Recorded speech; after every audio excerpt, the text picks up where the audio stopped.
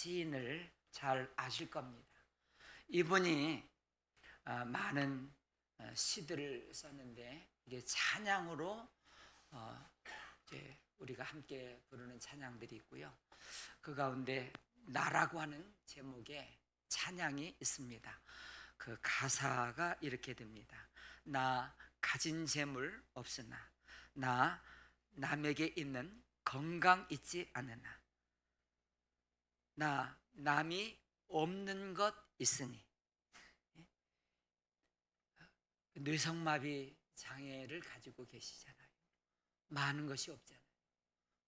남이 갖지 못한 어떤 것이 있대요. 그게 뭘까요? 나 남이 못 본 것을 보았고 나 남이 듣지 못한 음성을 들었고 나 남이 받지 못한 사랑 받았네. 공평하신 그 하나님을 찬양하고 있습니다. 우리 지난주까지 요나서를 통해서 아버지의 마음이 어떤가를 우리가 듣게 되었습니다. 오늘부터 하나님의 음성 듣기 한 6번 정도 말씀을 드릴 터인데 오늘은 짧게 서론을 말씀드리도록 하겠습니다.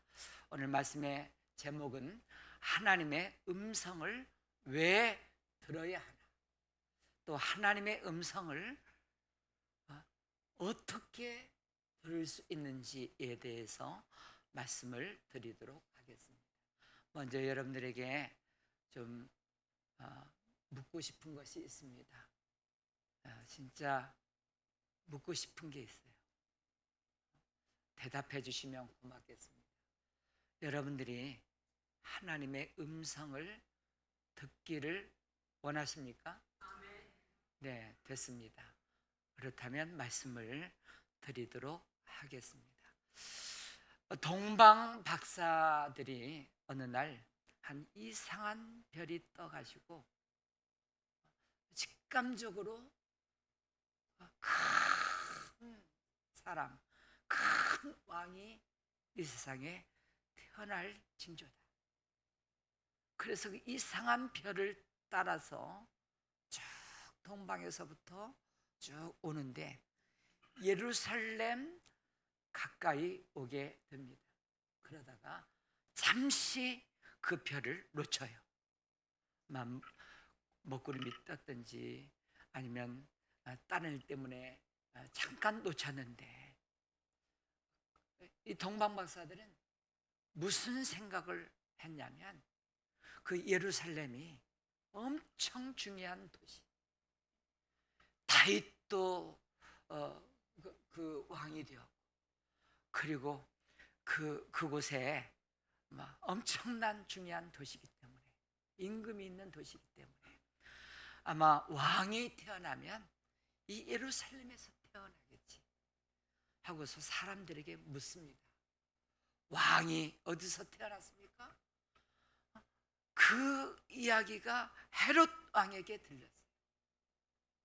그래서 헤롯 왕이 박사들을 불러서 거짓으로 이렇게 말합니다. 나도 그에게 경배하고 싶은데. 그러면서 이 성경 연구 전문가, 아주 성경을 얼마나 잘 아는 이 서기관들을 불러다가 장차 만왕의 왕이 온다고 그러는데 어디서 태어나느냐 물어보니까 즉시 대답합니다. 베들레헴입니다.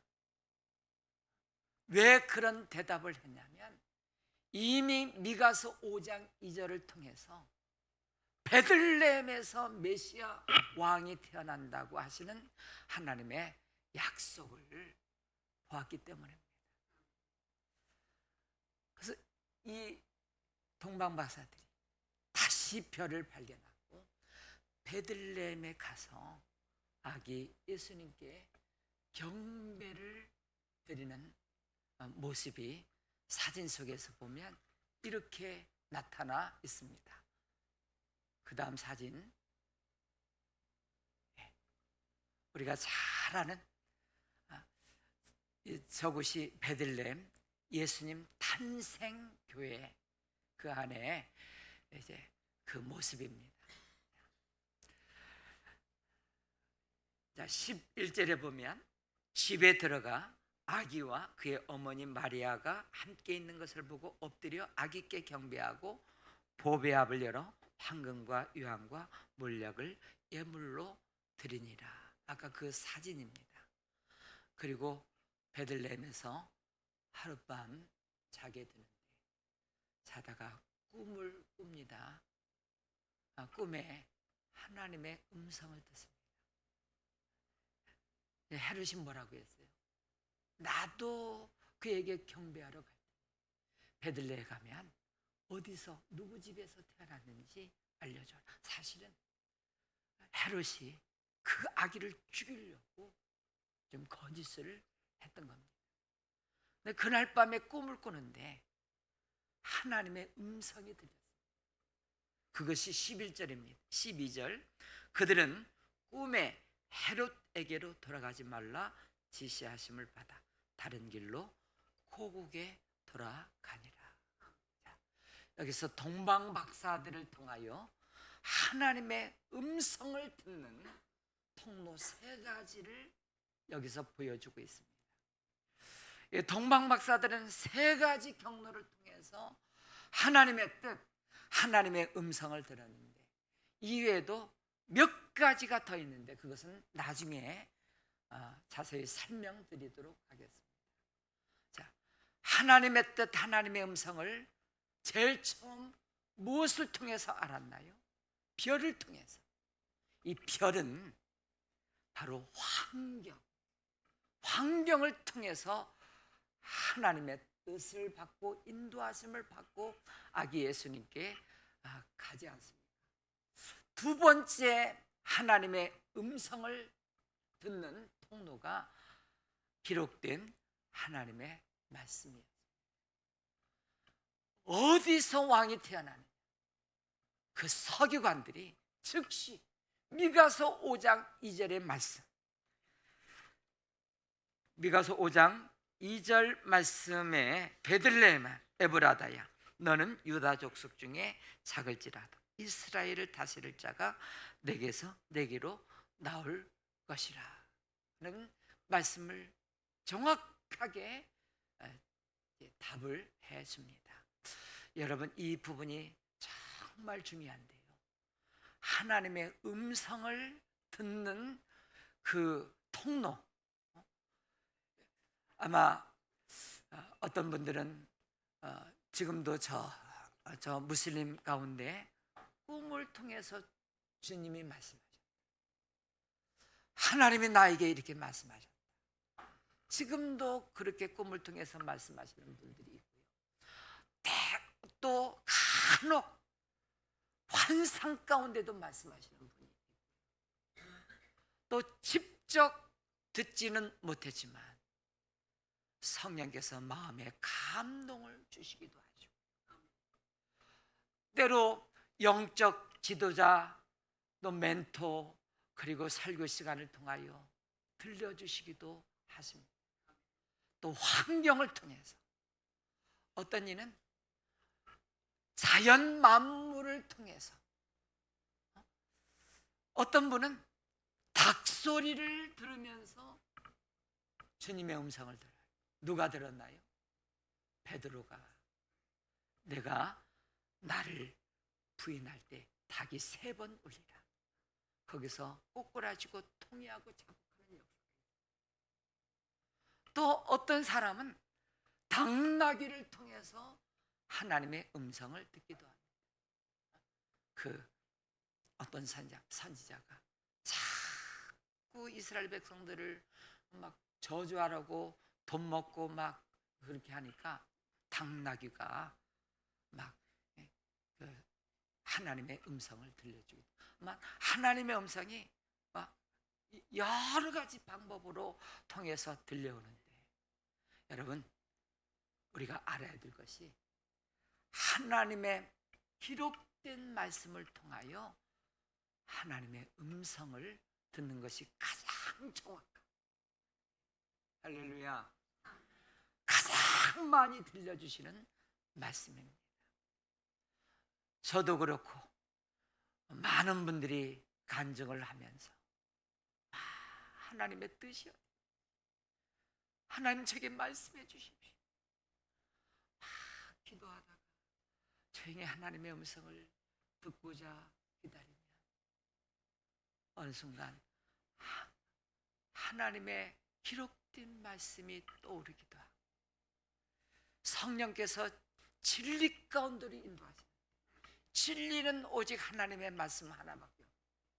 그 말씀을 생각나게 하셔서 하나님이 이 말씀대로 이 상황에서는 이렇게 하라고 하고 응답받는 분들이 많이 있고요. 또 어떤 때는 이런 일 저런 일이 있을 때 내 생각, 내 지혜, 또 내 지식, 경험 이런 것들로 하려고 하다가 어떤 질문을 하나님 앞에 드리게 됩니다. 그 질문은 마지막 시간에 제가 어떤 질문을 해야 되는지 말씀을 드리도록 하겠습니다. 아무튼 하나님의 말씀을 만약에 동방박사들이 듣지 못했다, 결과가 어떻겠습니까? 아기 예수님 탄생하신 곳에 와서 경배하는 특권과 축복을 전혀 누리지 못했습니다. 자, 말씀을 통해서 만왕왕이신 예수님이 어디서 탄생할 것인지 제시받지 못했다면 그는 찾지도 못하고 헤맸을 겁니다. 만약 꿈에서 하나님의 음성을 듣지 못했다면 저 헤롯을 만났을 것이고 어려운 일을 당했을 것입니다. 그렇기 때문에 하나님의 말씀은 들어도 되고 안 들어도 되는 게 아니라 반드시 하나님의 음성을 들어야 영원히 삽니다. 복을 받습니다. 동방박사와 같은 아름다운 결과가 나타나게 되는 것입니다. 그렇다면 하나님의 음성을 어떤 특별한 사람만 들을 수 있느냐? 특별한 사건이 있으면 들을 수 있느냐? 그렇지 않습니다. 우리 하나님은 말씀하시는, 내가 하나님의 음성을 듣기를 원합니다. 내가 원하는 것보다도 하나님이 더 나에게 말씀해 주시기를 원하시고 들려주시기를 원하시는 하나님이신 것을 믿으시기를 바랍니다. 예. 그래서 우리는 이 하나님의 말씀을 어떻게 들을 수 있느냐, 어떻게 더 자세히 들을 수 있느냐 하면, 물론 꿈으로도 환경으로도 이런저런 말씀을 많이 듣지만 가장 기본이 되는 것은 하나님의 기록된 말씀으로 하나님의 말씀해 주신다 하는 것을 알아야 됩니다. 우리 성도들이 100일 동안 지금 일독 하시는 분도 41명이 있고요. 또 1년 동안 일독 하시는 분들도 숫자 기억하지 못하는데 그 외에도 많은 분들이 성경을 좀 읽고 또 하고 있습니다. 우리가 하나님의 말씀을 읽을 때 중요한 게 있습니다. 이걸 지식적으로 읽고 나 1득했다, 3득했다, 물론 안 읽는 것보다도 훨씬 낫습니다. 그러나 하나님의 말씀을 오늘 이 분량을 읽을 때 하나님 제게 하고 싶은 말씀이 무엇입니까? 하나님의 음성을 들려주십시오. 그렇게 사모하고 잠시라도 그렇게 기도하고 하나님의 말씀을 읽으면 하나님의 말씀은 교훈을 주고 깨닫게 하고 바르게 하고 의로 계획하기에 유익하게 하셔서 나를 선한 길로 인도하시는 말씀인 것을 믿으시기 바랍니다. 우리는 자꾸 실수하고 후회할 때가 있는데요, 막 어떤 일을 만났습니다. 막 감정이 북받쳐가지고 막 화도 나가지고 막 그래가지고 막 그러면서 막 일을 저질러 버려요. 그러면 두고두고 후회하고요, 힘듭니다. 힘든 시간. 그래서 오늘 말씀을 마치면서 우리가 질문해야 될 게 있습니다. 무엇을 질문하느냐? 그 질문지를 좀 보여주시면요, 한번 따라서 하겠습니다. 주님, 이 일을 통해 나에게 무엇을 가르치기를 원하십니까? 이게 얼마짜리 질문이에요? 예, 예, 의원님 모르셨죠? 100만 불짜리. 예, 이게 100만 불짜리 질문입니다. 14억의 가치가 있는 질문이라는 거죠. 막 이렇게 해서 막 자기 감정에 북받쳐서 막 어떻게 일을 저지르고 나면 그때는 잠깐 시원할지 몰라. 후회, 실패, 어려움. 그 순간 우리는 주님, 이 일을 통해 나에게 무엇을 가르쳐 주시기를 원하십니까? 그렇게 잠시라도 질문하면, 그래서 하나님 앞에 묻는 시간이 있어요. 어떤 사건, 어떤 일, 내가 어떤 응답을 받을 것인가, 하나님 앞에 반드시 조용히 묻는 시간을 가져야 되는데 이게 길지 않습니다.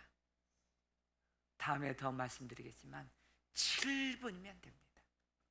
이게 세븐업이라고 부르는데 7분 동안만 조용히 하나님 제게 말씀해 주십시오.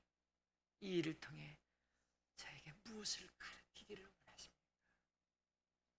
하고 저요 기다려. 주님, 말씀해 주십시오. 제가 말씀 듣고 순종하겠습니다. 오늘 이 시간 잠시 눈을 감으시기 바랍니다. 오늘 질문을 스스로 한번 해보면서 주님, 이 일을 통해 나에게 무엇을 가르치기를 원하십니까? 말씀해 주십시오. 제가 순종하겠습니다. 그렇게 잠시 묵상하고 묻는 시간을 갖도록 하겠습니다.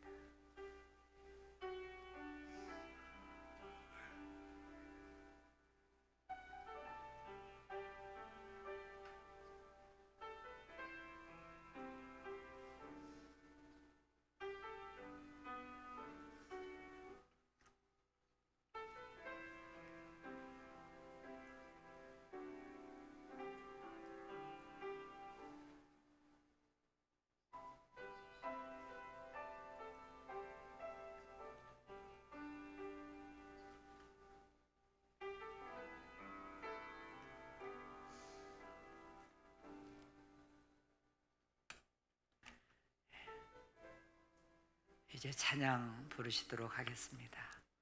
이렇게 7분 동안만 물으면 하나님이 답을 주십니다.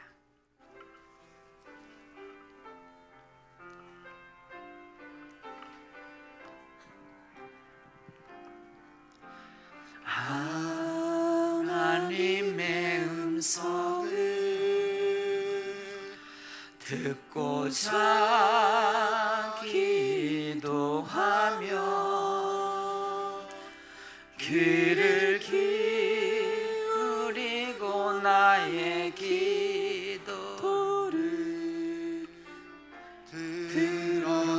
주신다네. 깊은 웅덩이와 수렁에서 끌어주시고 나의 발을 반석 위에 세우시사 나를 튼튼히 하셨네. 새 노래로 부르자 랄랄라. 하나님께 올릴 찬송이 새 노래로 부르자 하나님 사랑을. 주를 의지하고 교만하지 않으며 거짓에 치우치지 아니하며 복이 있으리라. 여호와 나의 주님 크신 권능의 주라. 그의 크신 권능으로 우리들을 사랑하여 주시네. 아멘. 새 노래로 부르자 랄랄라. 하나님께 올릴 찬송이 새 노래로 부르자 하나님 사랑을. 다니엘은 바벨론의 포로로 잡혀가서 우리가 언제까지 이 포로 생활을 해야 됩니까? 언제까지입니까? 그렇게 기도하고 묻다가 답을 얻었습니다. 그 답이 에레미야에서 있었습니다. 70년이 차면 내가 고국으로 돌아가겠다. 여러분,